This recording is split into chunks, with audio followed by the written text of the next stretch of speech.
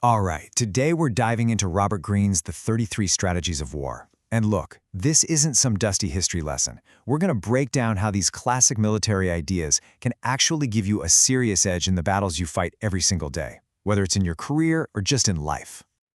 You've heard this a million times, right? The idea that if you're just a nice, agreeable person and you avoid conflict, you'll come out on top. It's a nice thought, and it's pretty much what we're all taught to believe.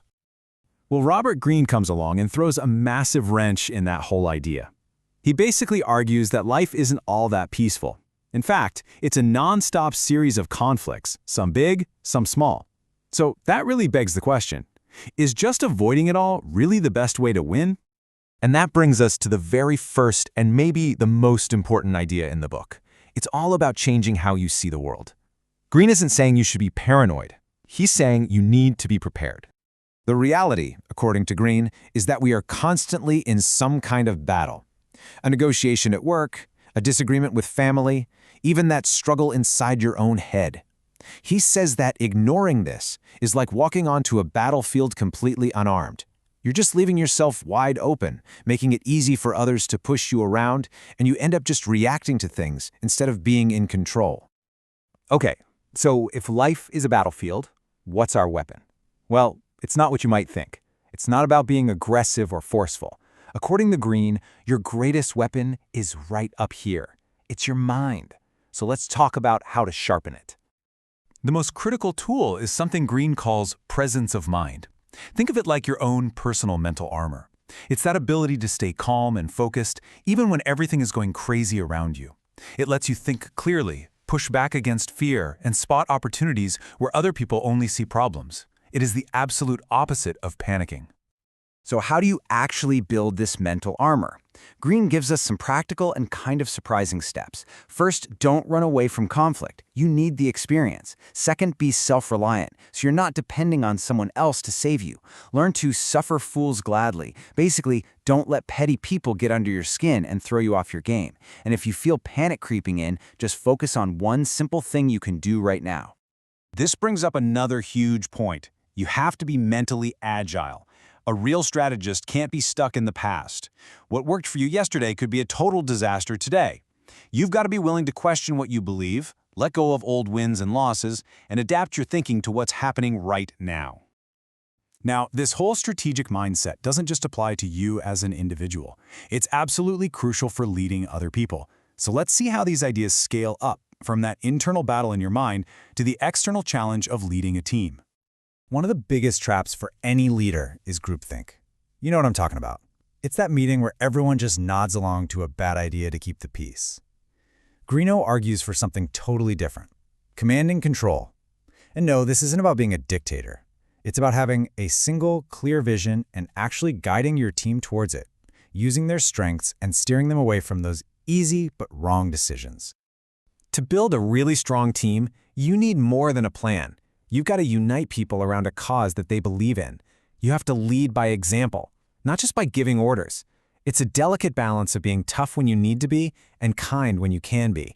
And you have to build this shared story, this myth that you are a team that succeeds.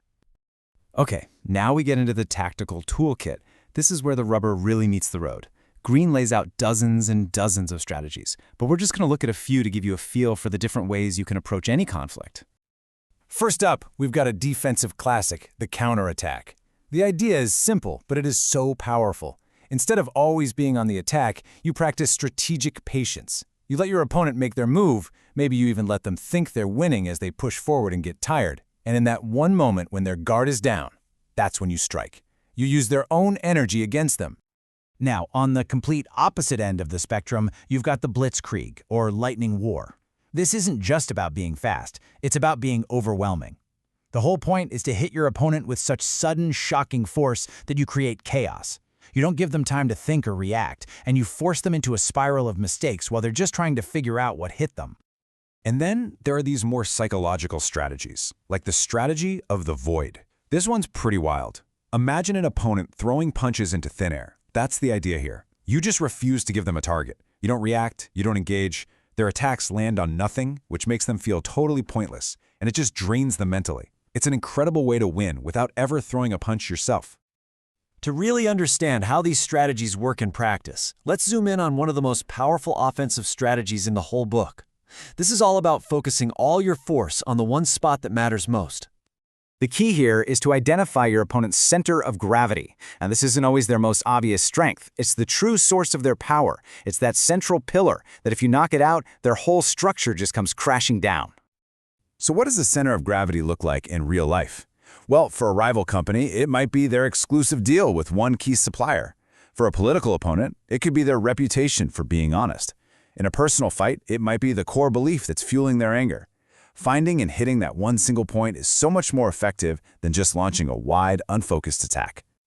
So this brings us to the final and, probably the most important part of Greene's whole philosophy. What is all this for? What is the ultimate goal of thinking like a strategist? Look, the point isn't to get bogged down in petty office drama or to win every minor argument.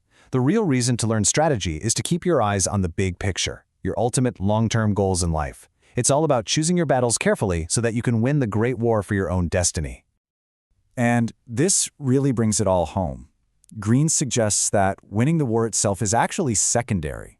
What truly matters is how you win it, and the kind of person the struggle makes you into. Did you act with intelligence and grace and creativity, or did you just become consumed by the fight? The process, he says, shapes you way more than the result. So I'll leave you with this question to think about.